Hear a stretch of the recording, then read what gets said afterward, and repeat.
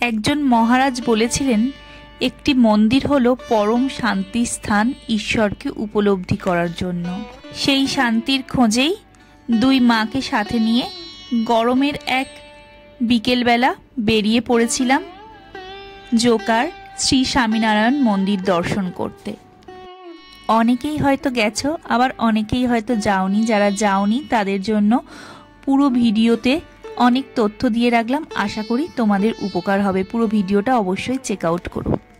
মন্দিরের মেন গেটের বাইরে এখন আমরা দাঁড়িয়ে আছি। বিকেল 4টে বাজলে বিকেলবেলার জন্য মন্দিরের গেট খোলা হয়। এখানে গেটের উপরেই লেখা রয়েছে মন্দিরে ঢোকবার সময়সূচি, আরতির সময়সূচি আর গাড়ি পার্কিংয়ের রেট। এখানে দূর থেকে আসতে চাইলেও বাস, মিনি বাস গ্রুপে বুক করে আসলে সেই সমস্ত পার্কিং কিন্তু মন্দিরের ভেতরেই হয়। বড় বাসের জন্য 250 টাকা নেয়, মিনি বাসের জন্য 125 টাকা। কেউ যদি পুলকার বুক করে আসেন বা প্রাইভেট কারে আসেন তাহলে 50 টাকা, অটো টোটোতে এলে 30 টাকা, আর বাইকে এলে 20 টাকা পার্কিং চার্জ। মন্দিরের কিন্তু কোনো প্রবেশ মূল্য নেই। এখানে মন্দির কিন্তু সকাল 8টা থেকে খোলা থাকে দুপুর 12টা পর্যন্ত। তারপর 12টা থেকে 4টে পর্যন্ত মন্দির বন্ধ হয়ে যায়। আবার বিকেল 4টে থেকে রাত্রি 8টা পর্যন্ত মন্দির খোলা থাকে। ডট 4টে কিন্তু বিকেলবেলা মন্দিরের গেট খুলে গেল। আর মন্দিরের মেন গেট থেকে ঢুকেই, এই যে মেন গেট থেকে ঢুকেই ডান দিকে হচ্ছে সমস্ত গাড়ি পার্কিং এর জায়গা। চলো তোমাদের একটু দেখিয়ে নিয়ে আসি কোনখানে গাড়ি পার্কিং করতে পারবে। আর এইদিকে দেখো, গাড়ি পার্কিং এর জায়গা দেখতে এসে এখানে টয়লেটও দেখতে পেলাম। এখানে লেডিস জেন্টস টয়লেটও পেয়ে যাবে। আর সামনেই অনেকটা গাড়ি পার্কিং এর জায়গা রয়েছে। তোমরা হয়তো অনেকেই ভাবতে পারো যে মন্দিরে ঢুকেই আগে টয়লেটটা কেন দেখালাম। অনেকেই তো দূর থেকে আসে, অনেকেরই দরকার পড়ে টয়লেটে যাওয়ার জন্য, সেই জন্য দেখালাম। তাছাড়াও আমি এদিকে পার্কিং এর জায়গাটা দেখাবো বলে এলাম, সেই জন্যই তোমাদের টয়লেটটা দেখতে পেলাম বলে দেখিয়ে দিলাম। এই দেখো পরপর বাস, গাড়ি সমস্ত দাঁড়িয়ে আছে। এগুলো এক এক করে পার্কিং লটে সুন্দরভাবে সেট আপ হয়ে যাবে। তাহলে মন্দিরে ঢুকে আগে তো আমাদের গাড়িটা পার্কিং করতে হবে, তবেই আমরা কিন্তু মেন মন্দিরে প্রবেশ করতে পারবো। সেই জন্যই তোমাদের এদিকটা আগে দেখিয়ে দিলাম। মেন গেটের ডান দিকে পার্কিং জোন আর টয়লেট তোমরা দেখেই নিলে। এবার আমরা যাচ্ছি মেন মন্দিরের উদ্দেশ্যে, মানে মেন গেটের ঠিক বাঁ দিক ধরে। বিকেলের পরন্ত রোদ্দুরে মায়েরা একটু অস্বস্তি বোধ করলেও সুন্দর মন্দির দেখে ওরা খুশি হয়ে গেছিল। কিন্তু জায়গাটা খুব সুন্দর। চলো।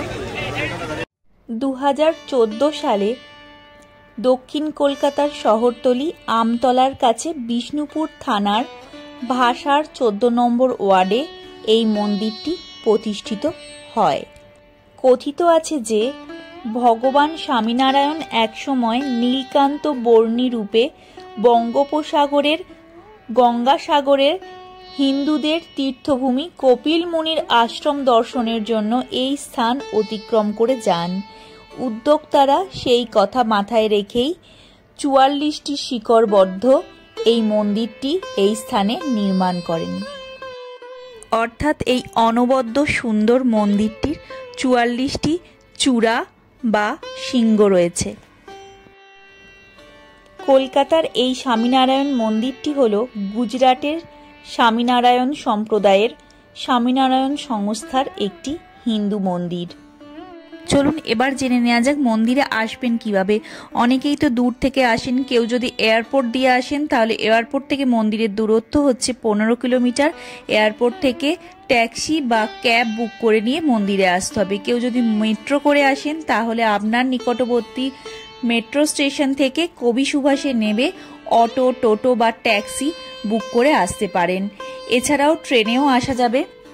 ট্রেনে আসতে গেলে আপনার নিকটবর্তী স্টেশন থেকে হাওড়া বা শিয়ালদা স্টেশন আসতে হবে। সেখান থেকে বাস, ট্যাক্সি বা ক্যাবে আপনি পৌঁছে যাবেন মন্দিরে। সিঁড়ি দিয়ে মন্দিরের উপর উঠলেই ঈশ্বরের পা নির্মিত এরম একটি ফোয়ারা দেখতে পাবেন। আজকের বিকালটা মনে হচ্ছে মায়েদের সাথে নিয়ে কোনো এক শান্তির জায়গায় চলে এসেছি।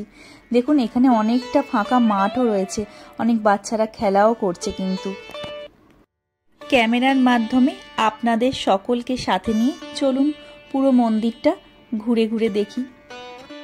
প্রায় 200 একর জমির উপর তৈরি এই শিখরবদ্ধ মন্দিরটি প্রধানত মার্বেল, রাজস্থানের গোলাপি বেলে পাথর আর লাল পাথর ব্যবহার করে হিন্দু ঐতিহ্য মেনে এক অসাধারণ স্থাপত্য কীর্তি গড়ে তোলা হয়েছে এই মন্দিরটির মাধ্যমে।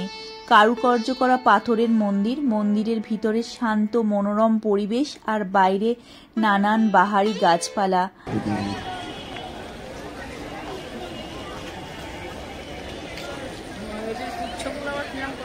হ্যাঁ, কি কিউট না।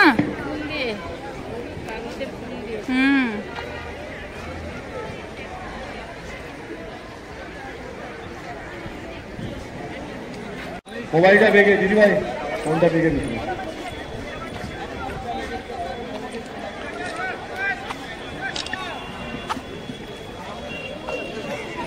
ये पीआई स्वामीनारायण मंदिर में आप सभी का स्वागत है। जो प्रसाद लेना चाहते हैं यहाँ से ले सकते हैं। जो गौशाला के लिए दान करना चाहते हैं यहाँ पर दान कर सकते हैं। ये पीआई स्वामीनारायण मंदिर में आप सभी का स्वागत है। তোমরা শুনতেই পেলে মাইকে আসার জন্য স্বাগত জানানোর সাথে সাথে মেন মন্দিরে ঢোকবার আগে কোনো রকম ভিডিও করা, ছবি তোলা বা জোরে কথা বলার জন্য বারণ করা হচ্ছে। মোবাইল সুইচ অফ করে তবেই কিন্তু মেন মন্দিরে উঠতে পারবেন। আর মন্দিরে প্রবেশের আগে অবশ্যই জুতো খুলে উপরে উঠতে হবে। মেন মন্দির আমাদের দর্শন করা হয়ে গেল। চোখের ক্যামেরায় দেখে মনের পাতায় আবদ্ধ করে নিলাম। এক অপূর্ব সুন্দর। যেহেতু এখানে ভিডিও করা যাবে না তাই তোমাদের সাথে শেয়ার করতে পারলাম না। অবশ্যই তোমরা পারলে এসে দর্শন করো। শিল্পীর নিখুঁত হাতে পাথুরে কারুকার্য মন ছুঁয়ে যায়। মনে হয় সারাটা দিন যেন এখানেই কাটাই। কি যে শান্তির বলে বোঝাতে পারবো না। এটি একটি দ্বিতল বিশিষ্ট মন্দির। ওপরতলার ভিডিও তো তোমাদের সাথে শেয়ার করতে পারলাম না, কিন্তু নিচের তলার ভিডিও তোমাদের সাথে কিছুটা তুলে ধরেছি। আমরা যখন এলাম তখন কত ফাঁকা ছিল, আস্তে আস্তে কতটা ভিড় বেড়ে গেছে দেখো। তাই আমি কিন্তু চাইলেও আমার রিয়েল ভয়েসটা অ্যাড করতে পারলাম না। বাড়িতে ফিরে নতুন করে তোমাদের জন্য ভয়েস দিলাম। তলার এই অংশটা পুরোটাই কিন্তু কাঁচ দিয়ে ঘেরা। তোমরা বুঝতে পারছো কিনা জানি না। দেখো একজন দরজা ঠেলে ঢুকবে। এই দেখো, এখানে কিন্তু চাইলেই তোমরা ঠাকুরের মাথায় জল অর্পণ করতে পারো। তবে এই ঘরে প্রবেশ করবার জন্য কিছু মূল্য রয়েছে। এই মন্দিরে প্রবেশের জন্য কিন্তু কোনো রকম চার্জ লাগে না, আরতি দেখবার জন্য কোনো রকম চার্জ লাগে না। কিন্তু এই কাঁচের ঘরে ঢুকে ভগবান দর্শন করতে এবং ভগবানের মাথায় জল অর্পণ করতে চাইলে কিছু প্রসাদ মূল্য রয়েছে। 50 টাকা, 100 টাকা, 500 টাকা পর্যন্ত যে যেমন নিতে পারবে, কোনো জোড়াজুড়ি নেই। চাইলে তোমরা দিতে পারো। আমরা যেমন 100 টাকা করে পুজো দিয়েছিলাম। বেশিরভাগ মন্দিরেই পুজো দিলে পুজোর প্রসাদে কিন্তু নকুলদানা বা প্যাঁড়া এই জাতীয় খাবার থাকে। এখানে কিন্তু ছিল ঘিয়ে ভাজা মুগের লাড্ডু। আমার কিন্তু এই জিনিসটা ভীষণ ভালো লেগেছে। সত্যি প্রসাদটা খুব ভালো ছিল। এই মন্দিরে ভগবান স্বামীনারায়ণের মূর্তি তো আছেই, সেই সঙ্গে শ্রী ঘনশ্যাম মহারাজ, শ্রী হরেকৃষ্ণ মহারাজ, রাধাকৃষ্ণ, সীতারাম, হনুমানজি, শিব পার্বতী, গণেশজি পূজিত হন। খুব ভালোভাবে আমাদের সমস্ত বিগ্রহ দর্শন করা হয়ে গেছে। প্রসাদ ভক্ষণ করেছি। আজকের বিকেলটা স্মৃতির পাতায় সারা জীবন থেকে যাবে। এই প্রসঙ্গে বলে রাখি মন্দিরের বিগ্রহ দর্শনের সময়সূচি। প্রতিদিন মন্দির খোলা হয় তো সকাল 8টা থেকে দুপুর 12টা পর্যন্ত, কিন্তু এর মধ্যে সকাল 8টা থেকে 10টা 15 পর্যন্ত বিগ্রহ দর্শন করা যায়। তারপর 10টা 15 থেকে 11টা 15 পর্যন্ত মেন মন্দির বন্ধ থাকে। মন্দির চত্বরে ঘুরে বেড়াতে পারবে কিন্তু বিগ্রহ দর্শন করতে পারবে না। তার কারণ 10টা 15 থেকে 11টা 15 পর্যন্ত ঠাকুরকে ভোগ নিবেদন করা হয়। ঠিক তেমনি বিকেল বেলা 4টে থেকে 8টা পর্যন্ত মন্দির খোলা থাকে, কিন্তু 6টা 15 থেকে 7টা 15 পর্যন্ত বৈকালি দেওয়া হয় বা সন্ধ্যা ভোগ দেওয়া হয়। সেই জন্য ওই সময়টুকু মন্দির বন্ধ থাকবে, মন্দির চত্বরে ঘুরে বেড়াতে পারবে। মন্দিরে ঢুকেছিলাম আমরা ওই দিকটা দিয়ে, আর এখন ঘুরতে ঘুরতে চলে এসেছি ঠিক তার বিপরীত দিকে। এখানে যেন অনেক অর্গানিক সবজি পাওয়া যায়। এখানে একটা বিশাল বড় গোশালাও রয়েছে। গোশালাটার ভিডিও করতে দেয় না, তাই তোমাদের দেখাতে পারলাম না। এছাড়াও বিভিন্ন ধরনের হার্বাল জিনিসপত্র কিন্তু এখানে কিনতে পাওয়া যায়। এছাড়াও বইও কিনতে পাওয়া যায়, চাইলেই তোমরা বিভিন্ন ধরনের ঠাকুরের বই এখান থেকে কিনতে পারবে। দেখো ঠিক তার পাশেই রয়েছে একটা ভেজ ক্যান্টিন। এখানে বিভিন্ন ধরনের ভেজ আইটেম তোমরা ট্রাই করতে পারো। আমরা তো বেশ অনেকক্ষণ এসেছি, খিদেও পেয়েছে। এখানে তোমরা পেয়ে যাবে চা, coffee, cold drinks, lassi, veg chowmein, veg roll, সিঙ্গারা, বড়া, পুরি, সবজি, পরোটা, বিভিন্ন ধরনের ভেজ খাবার পাবে। এর টিকিট বা টোকেন যাই বলো না কেন আগে কেটে নিয়ে তারপর তোমাকে বসতে হবে। ওরা টিকিটের নাম অনুযায়ী তোমাকে ডাকবে, গিয়ে তোমাকে ক্যান্টিনের সামনে থেকে খাবারের প্লেটটা নিয়ে আসতে হবে।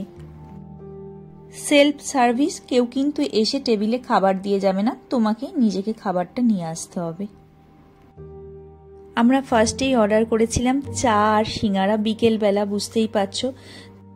তারপর আমি নিয়েছিলাম ধোসা, আর দুই মা আর বর নিয়েছিল পুরি সবজি। ক্যান্টিনটা কিন্তু বিশাল বড়, অনেকটা জায়গা নিয়ে, অন্তত 100-150 জন একসঙ্গে বসে খেতে পারবে। যাই হোক, খাওয়ার ভিডিও আর করা হয়নি, এতটাই জোর খিদে পেয়েছিল যে খাওয়ার সময় ভিডিও করার কথা একদমই মনে ছিল না।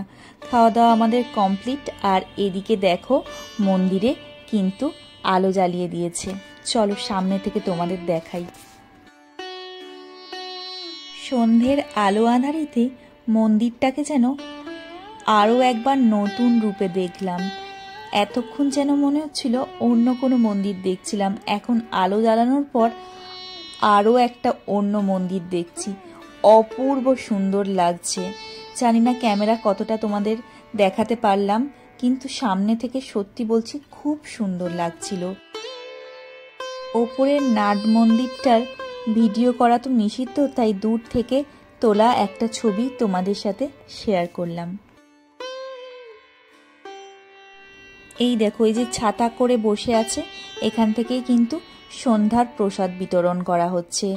এখানে কিন্তু সকাল 11:15 থেকে 12টা পর্যন্ত ভোগ দেওয়া হয়। সকালবেলা এলে কিন্তু ভোগ খেতে পারবে, ঠিক তেমনি বিকেলবেলা 6টার পর থেকে প্রসাদ বিতরণ করা হয়। আমরা যেহেতু গরমের দিনে এসেছি, তাই বিকেলের টাইমিংটাই চুজ করেছিলাম, যাতে রোদের প্রকোপটা একটু কম পাওয়া যায়। শীতকালে সকাল থেকে এলে সারা দিনটা খুব সুন্দর কাটবে। খুব সুন্দর মন্দিরটা, মামনি কিছু এনজয় করলাম। খুব সুন্দর, খুব সুন্দর, এত ভালো কারুকার্য দেখে মন ভরে গেল।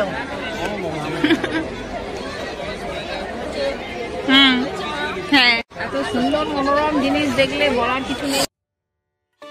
এই মন্দিরটি কিন্তু সপ্তাহের রোজ দিনই খোলা থাকে, এবং কিছু বিশেষ বিশেষ তিথিতে আরও বিশেষভাবে উদযাপন করা হয় সুন্দরভাবে মন্দিরটিকে সাজিয়ে।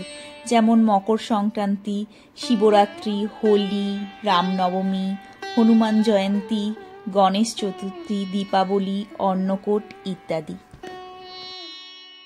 700 কোটি টাকা ব্যয়ে নির্মিত চমৎকার স্থাপত্য, আভ্যন্তরীণ সজ্জা, সুন্দরভাবে সজ্জিত মূর্তি, প্রাঙ্গণের পরিচ্ছন্নতা, এই সঙ্গে রাতের আলো আঁধারি মন কেড়ে নেয়।